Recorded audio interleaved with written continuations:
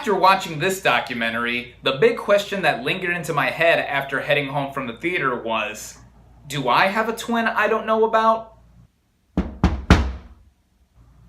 Hang on a sec, I'll get that. Who are you?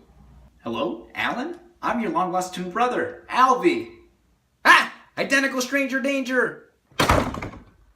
What is up, everybody? Random Man here, bringing you my review for 3 Identical Strangers.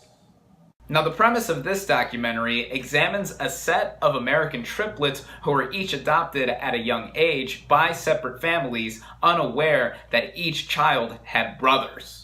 And that's about as far as I'm going to go into describing this movie on a basic level, as going into it, I had some high interest in seeing it as it premiered at, say it with me now, the Sundance Film Festival earlier this year, and this wasn't even the first documentary that I have reviewed this summer that premiered at that festival to considerable buzz. The 2 other documentaries that I have reviewed this summer, Won't You Be My Neighbor and RBG, also premiered at that festival to some considerable interest. 3 Identical Strangers specifically even won the U.S. Documentary Special Jury Award for Storytelling, which increased my interest even more to see this film in theaters, as this is the 3rd documentary that I've seen in theaters this summer / this year / ever. I was even told going into this documentary that I should know as little as possible before seeing it, as this also applied to some of the reviews that I've seen for this doc,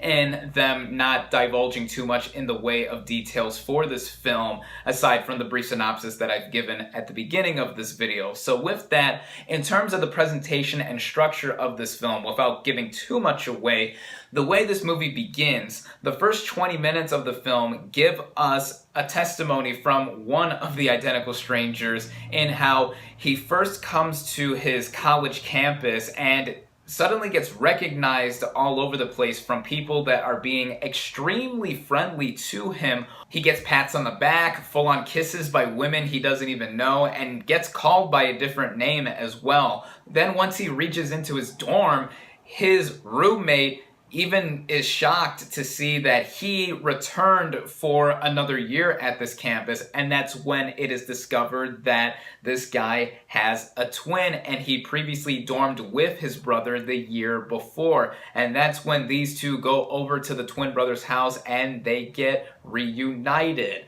On top of this information being given to us via a testimonial from that guy who later has that said twin, we are also shown reenactments of what he went through while he was on his college campus for the first time, and what I've also described to you just now. And this is similar to another documentary, Man on Wire. That's my favorite documentary of all time. That tactic was nicely used throughout the rest of the documentary as well. Then, when it is inevitably discovered that there's a 3rd identical sibling making these 3 guys triplets together, we are initially led to believe that this is going to be an enlightening and uplifting story. This all happens within the first 20 minutes or so of the film. That's when this documentary took a really huge shift in tone, and the final hour and 10 minutes or so got into some really deep stuff as to what went on with these 3 men being separated at birth. And that in itself, I really do not want to give away, because some of the stuff that is gone into with these guys at a young age, and then later them getting married and starting families, oh, the reasons these 3 were separated at birth and what extended from that are so shocking and twisted. My breath was consistently taken away as I was witnessing these details being revealed. Same thing with my jaw being to the floor throughout this film. There's a good reason this movie won that storytelling award back at Sundance, as director Tim Wardle has such a precise focus with telling the story that I think this is as engaging as some narrative dramas I've seen in recent memory. It also didn't make me mind the tone shift this movie took 20 to 30 minutes in, as I've mentioned before, because if this movie was just about the reuniting of these three guys and it being happy and whimsical, it wouldn't fill up this film's about an hour and 35-minute runtime, as it would just run thin that way, as it was more reserved for the first portion until we got into some of the more dark and more grim details that really happened to these guys and what came of it. Now, mind you, I wasn't just engaged with this documentary for all of the juicy details that came with it. This also had to do with the rest of the presentation. I've already mentioned the well-used reenactments, the archived photos and videos, the interviews with the actual families themselves. I felt that they were all implemented to the movie with such a nice ring to it. Even the music, the original score too, added on to this movie feeling like a thriller of sorts, even though this is a work of nonfiction. It just contributed to the gripping nature. That it's a quick watch, but once it does get into some of the more surreal and dark aspects with it, it really feels like you're getting the most out of that short runtime.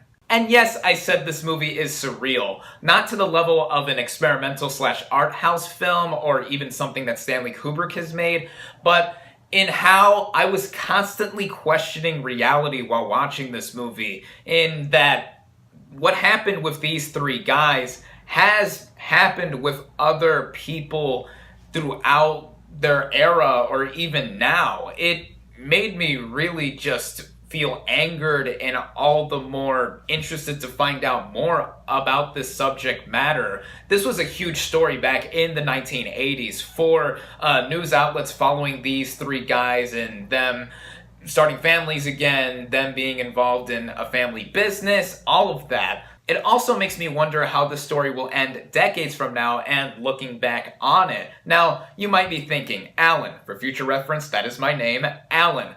What are you talking about? Doesn't this movie have an ending? Well, yes and no.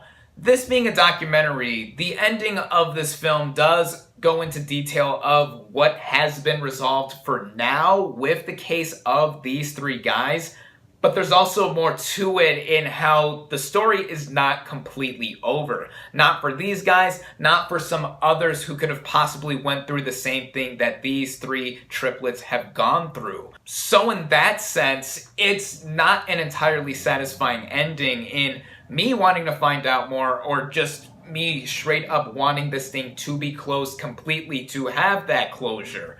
That is a nitpick on my end, I'll admit that. As I'm criticizing real life, the circumstances are there, I cannot do anything about it. That being said too though, the emotional impact that this film had on me, and will surely have on other people, crushes the soul to its very core. I was speechless leaving the theater after seeing the film end.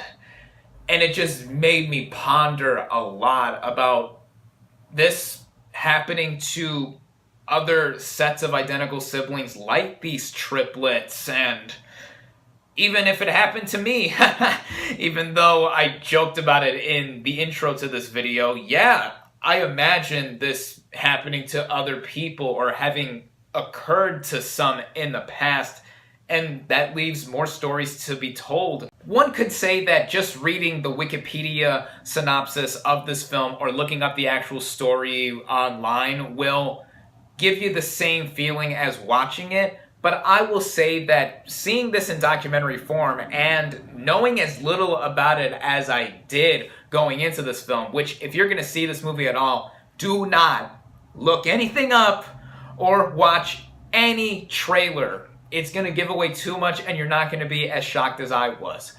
But seeing this movie in its entirety and just seeing it play out in a narrative sense just becomes more impactful and will leave you thinking long after you finished watching it. This is by far one of the most devastating pieces of nonfiction I've ever seen, whether in the form of a news story or a documentary. This is up there. This summer has truly been the summer of the documentary. Between this, Won't You Be My Neighbor, and RBG. Won't You Be My Neighbor is currently still my favorite film of 2018 thus far. I loved RBG as well, and you can tell where I'm going with this.